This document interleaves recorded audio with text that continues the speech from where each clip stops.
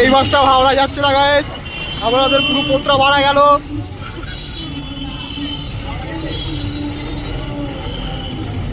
চলো গাইস, হাওড়া যাচ্ছে না। কে বলেছিল এই এদিকে আয়, কে বলেছিল দাদা বৌদি বিরিয়ানি খাবো? তুই বলা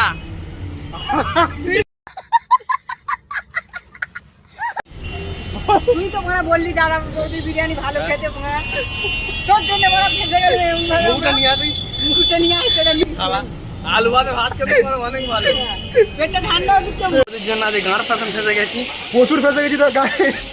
দাদা দাদা বৌদি বৌদি বিরিয়ানি খেয়ে দাদাকে দেখে ফেলেছি, বৌদিকে খুঁজে পাইনি। কি বলে কাঠি চুরি করে এনেছে।